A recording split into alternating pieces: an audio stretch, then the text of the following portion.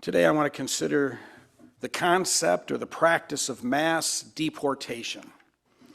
The practice of rounding up immigrants and refugees as a group to deport them or to send them to prison outside of the U.S. Not from a political or partisan perspective, but rather from a Christian perspective, from a Christ-like perspective. Mass deportation is on the news every night.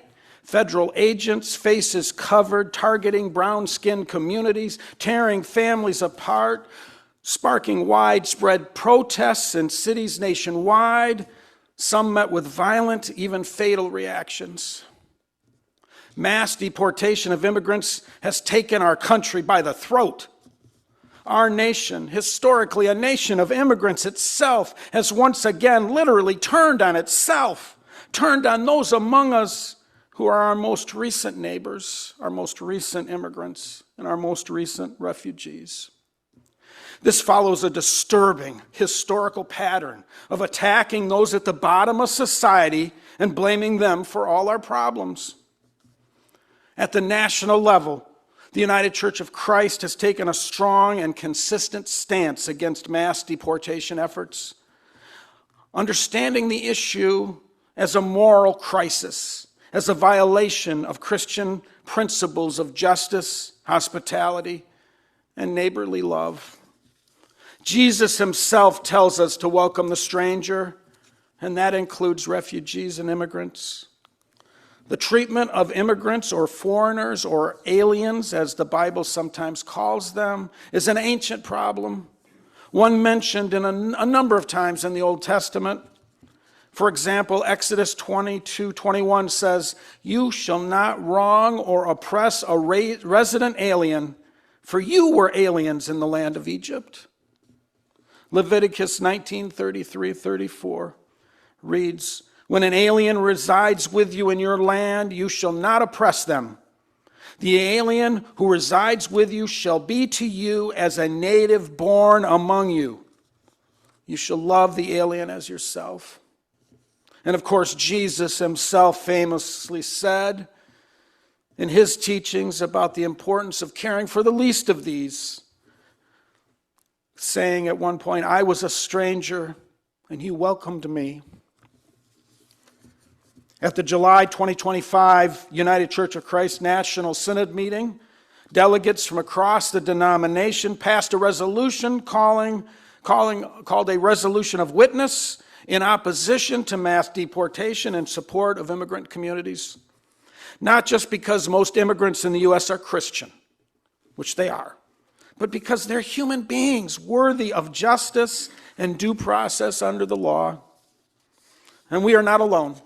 Mainline Christian denominations across the country have also begun to more clearly and vocally object to and have demonstrated against mass deportation. On November 12th of 2025, the United States Conference of Catholic Bishops published a rare special message, first time in 12 years, speaking out against mass deportations. This statement was approved by roughly 96% of U.S. bishops. The Catholic statement reads in part, "We are disturbed when we see among our people a climate of fear and anxiety around questions of racial profiling and immigration enforcement. We are saddened by the state of contemporary debate and the vilification of immigrants.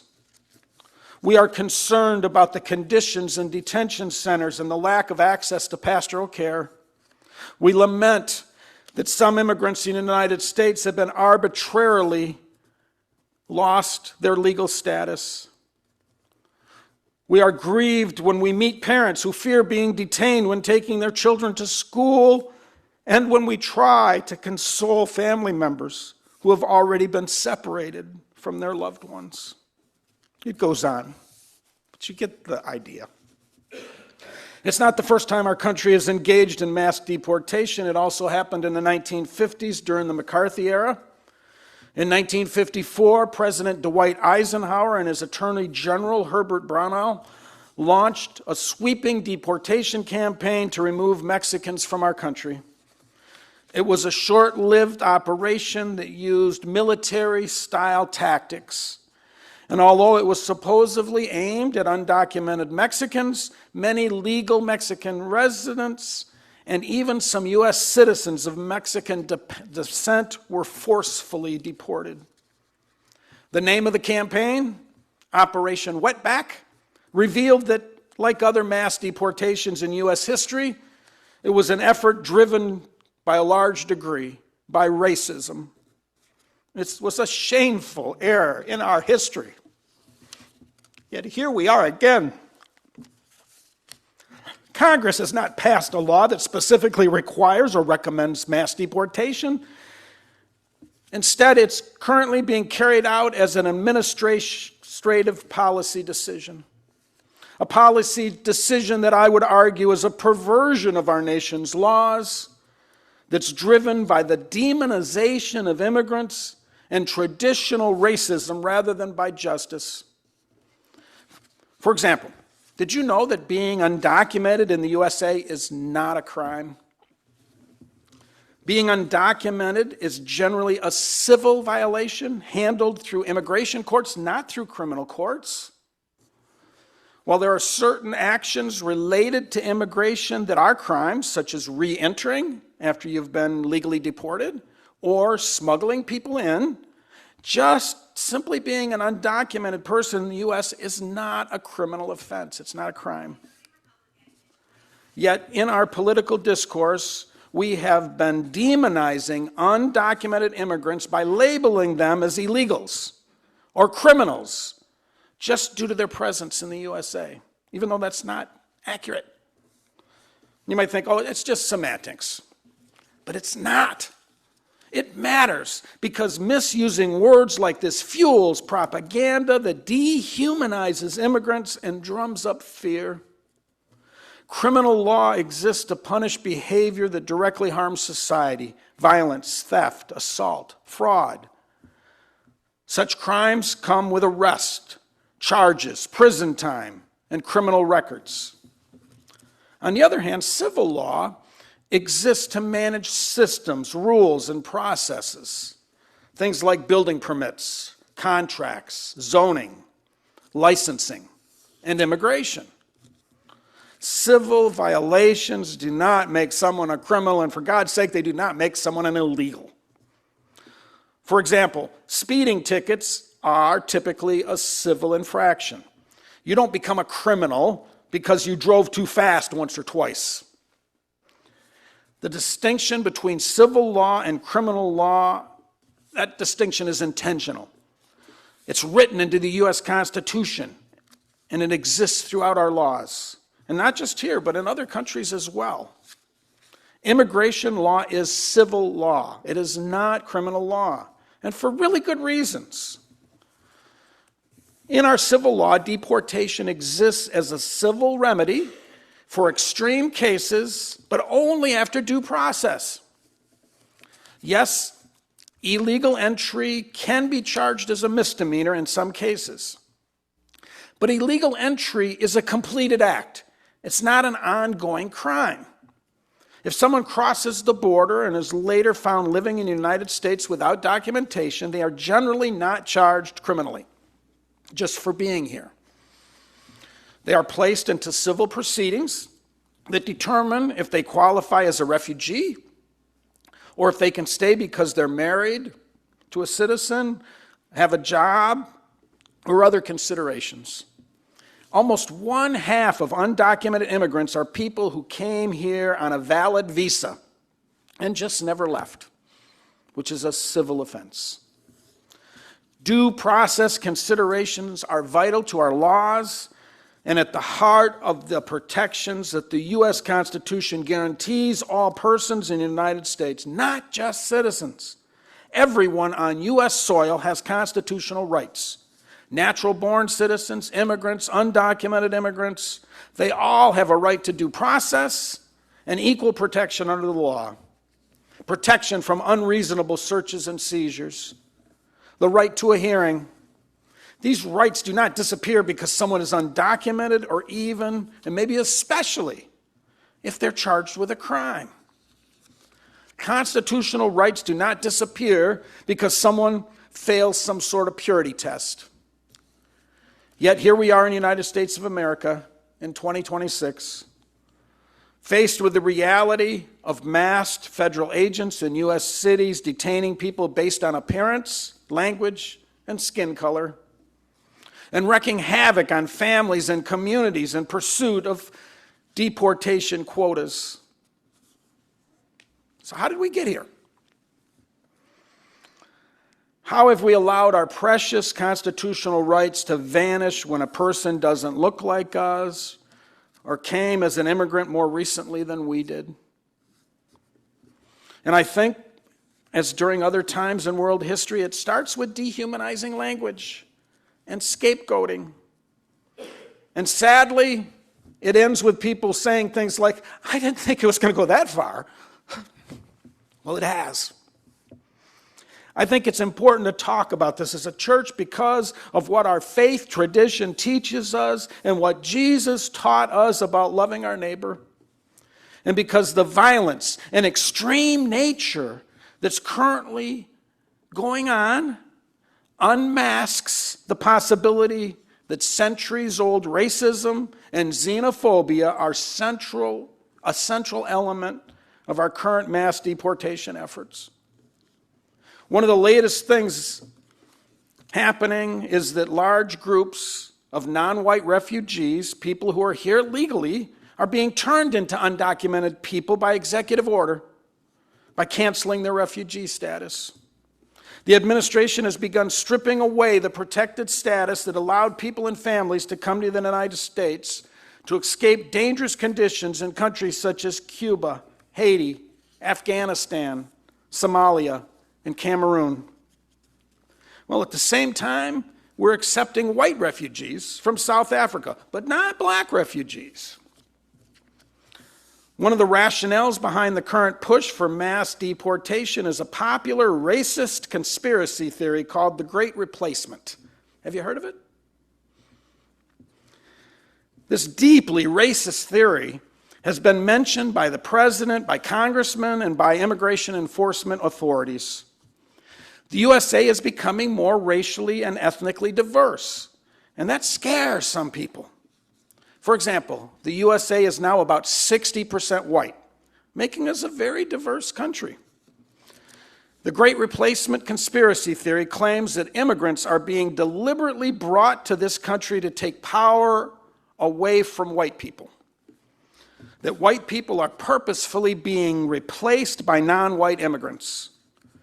While versions vary, the theory usually consists of these ideas. First, that the demographic changes we are seeing in the U.S. is intentional and part of a coordinated plan to disadvantage white people.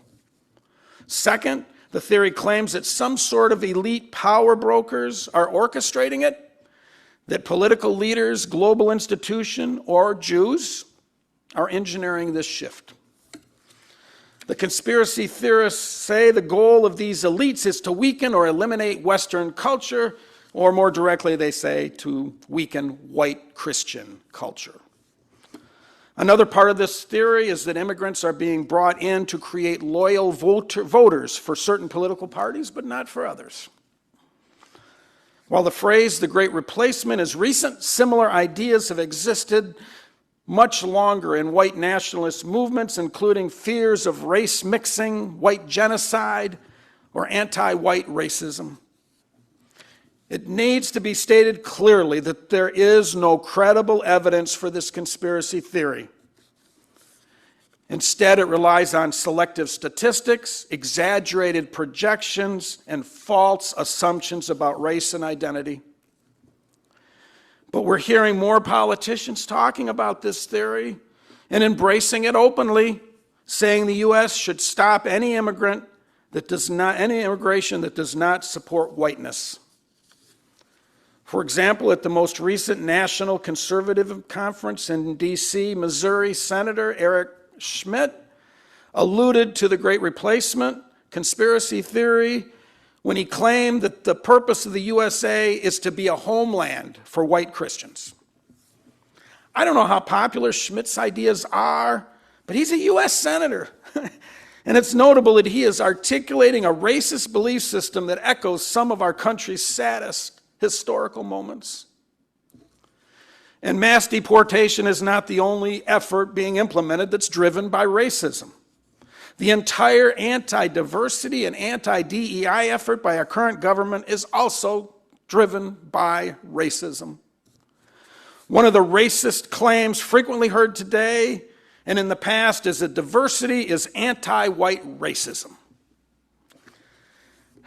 I mean, there's enough to talk about right there for another sermon or two, so I'm just going to touch on it. In short, while it's possible to find anecdotal examples of anti-white bias at the individual level, none of these claims are backed up by statistics. And think about it. If there were really anti-white bias in our country, white people would be disproportionately excluded from positions of honor, power, and wealth. But that's not what's reality is. That's not the case at all. Both of our major political parties are dominated by white people. White people are overrepresented in positions of power compared to their share of the wider community. That's in the halls of political power. The same goes for corporate power. About 75% of CEO positions are held by white people.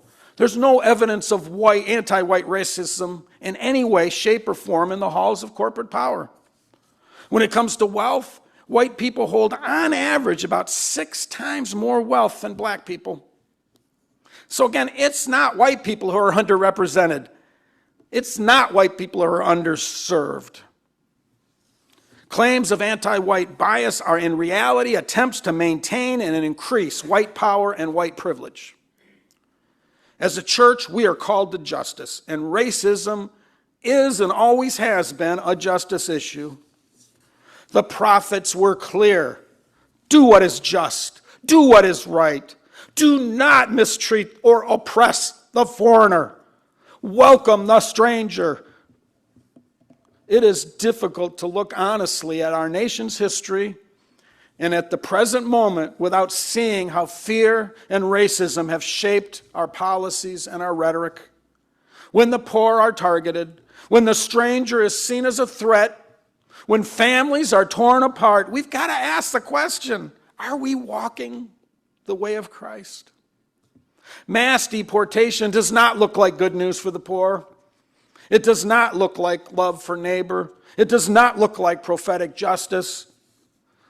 It's been said that racism is our nation's original sin, and recent attacks on diversity and immigrants seem to prove that it's a sin that is still very much with us today. We need immigration reform rooted in kindness and justice. We need laws that reflect the compassion of Christ, laws that honor human dignity, laws that take care of real problems, that protect but yet still protect the vulnerable, laws that embody the love that is Jesus Christ. Jeremiah and Isaiah and Ezekiel and Micah and yes, Jesus Christ have all implored us, do what is just and right. May we have the courage to do so.